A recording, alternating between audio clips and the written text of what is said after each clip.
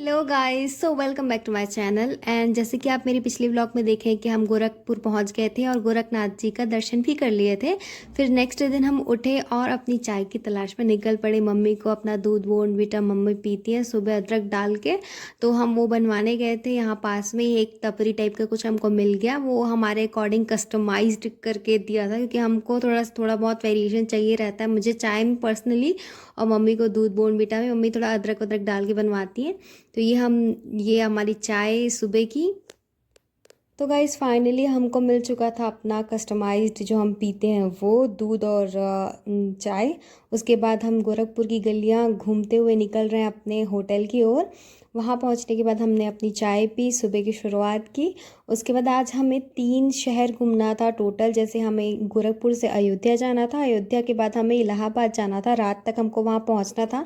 तो आज का दिन तो बहुत हेक्टिक होने वाला था और चाय के बिना मुझे एनर्जी नहीं आती, तो मैं पर्सनली चाय पीना पसंद करती हूँ सुबह। पूरा दिन एनर्जाइज रहने के लिए मुझे ऐसा करना पड़ता है, भले कुछ मिले ना मिले पर चाय मिल जाए यार, बस उसके बाद तो पूरा दिन अच्छा जाता है। तो ये मैं नाइट ड्रेस पहन के निकली थी क्योंकि हमें अयोध्या पहुंच के सरयू नदी में नहाना था।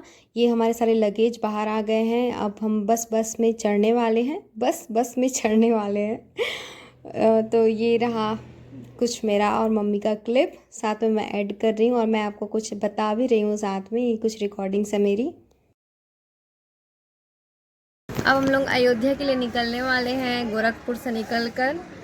तो वो राम भगवान का स्मरण करते हुए एक मंत्र में उच्चारण करती हूँ, राम रामेति रमेति रमे रमे वन रमे सहस्त्र नाम ततुल्यम राम नाम वरानने। इसका अर्थ ये होता है कि राम नाम जो है वो सहस्त्र नाम के बराबर है, एक राम नाम। तो बोलो जय श्री राम, जय श्री राम, जय श्री राम। रामलला का दर्शन करना ना सौभाग्यशालियों को ही प्राप्त होता है, और अब भगवान की कृपा से हम वो सौभाग्यशाली थे। बहुत बहुत धन्यवाद भगवान का कि हमको ये मौका मिला और इतनी जल्दी। अंडर कंस्ट्रक्शन है, मैं जानती हूँ मंदिर, फिर भी जो दर्शन भगवान की जो छवि जो है, जो फ़ोटो में देखे थे, न्यूज़ में देखे थे, आज फाइनली उनका मतलब दर्शन होने वाला था। इतनी ज़्यादा एक्साइटेड थी मैं। और भगवा रंग का यहाँ ध्वजा लहरा रहा था हर जगह, और धूप यहाँ बहुत हो रखा था। मतलब धूप, अब मैं तो आपको बोलूँगी कि गर्मियों में मत आइएगा प्लीज़, क्योंकि गर्मियों में हालत बहुत ज़्यादा ख़राब रहती है अयोध्या की। मतलब मैं बता नहीं सकती, हम लोग तो स्कार्फ से बाहर निकल ही नहीं पा रहे थे। इतनी अच्छी अच्छी ड्रेस लाई थी मैं कि फ़ोटोज़ वगैरह क्लिक कराऊंगी मस्त, बट अब स्कार्फ से निकलने का मौका ही नहीं मिला यार। मैं आपको क्या बताऊँ, इतना ज़्यादा भीड़ था वहाँ पे और इतना ज़्यादा गर्मी पड़ रही थी ना।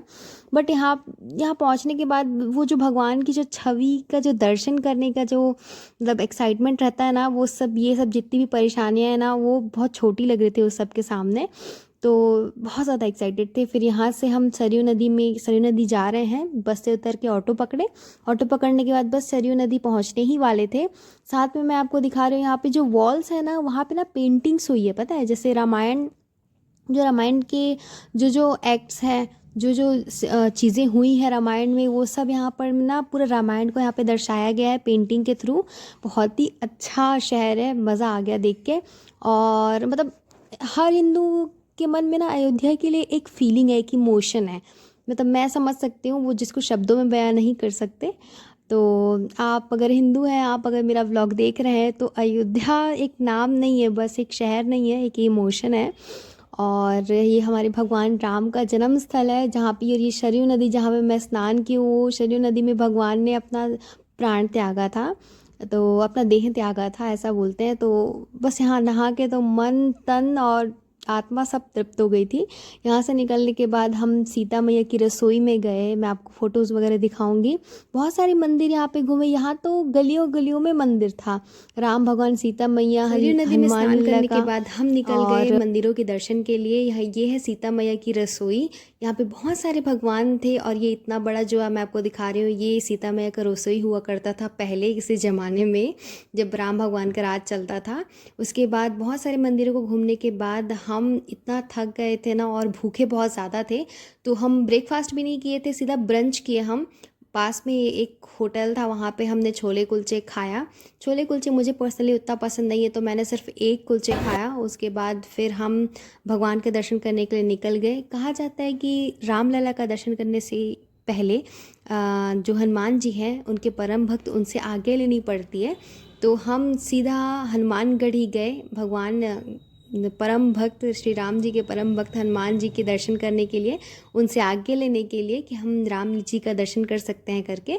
तो हनुमानगढ़ी पहुंचने के बाद इतनी भीड़ हो गई थी, हनुमानगढ़ी में बहुत ज़्यादा भीड़ थी।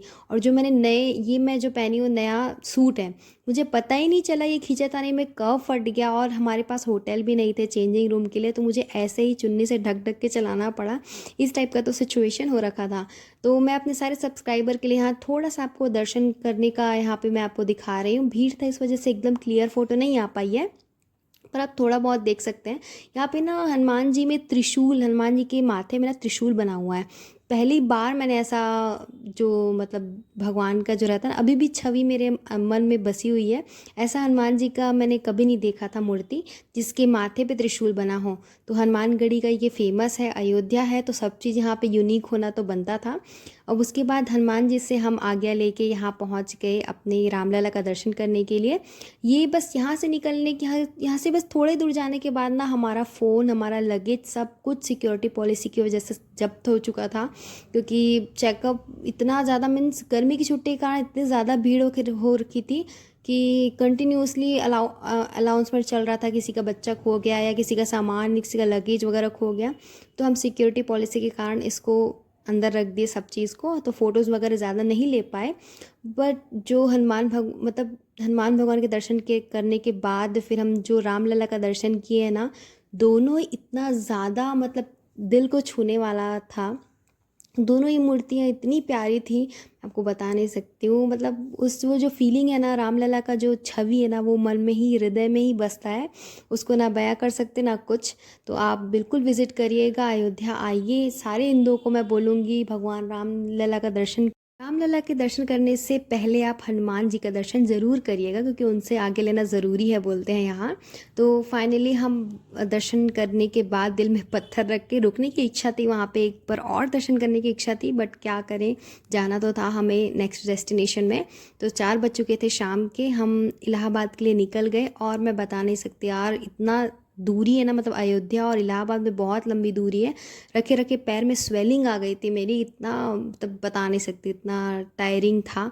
एसी चल रहा था फिर भी गर्मी इतनी हो रखी थी कि कोई काम ही नहीं कर रहा था। अब शाम हो रखा था और मुझे तो लग रहा था भूख, पर क्या करेंगे, हम नॉनवेज यहाँ पे ढाबा वगैरह में बनता है करके हम कुछ नहीं खाए, बस चाय पी के काम चलाए। और जो चाय नहीं पीते उन्होंने दूध वगैरह लिया। तो गाइस वगैरह पीने के बाद हम फिर से इलाहाबाद के लिए निकल पड़े और हम 1 बजे रात को इलाहाबाद पहुँचे। डिनर विनर कुछ नहीं किए क्योंकि सब होटल्स वगैरह बंद हो रखे थे। बस नाश्ता किया थोड़ा सा और फिर सो गए। एंड वो सब का व्लॉग मैं इसलिए शूट नहीं कर पाई क्योंकि चेक इन वगैरह करने में थोड़ा बिजी थी मैं। And thank you so much for watching this vlog. आगे का व्लॉग आएगा काशी का और इलाहाबाद का, विंध्यवासिनी का, तो स्टे ट्यून्ड फॉर दैट।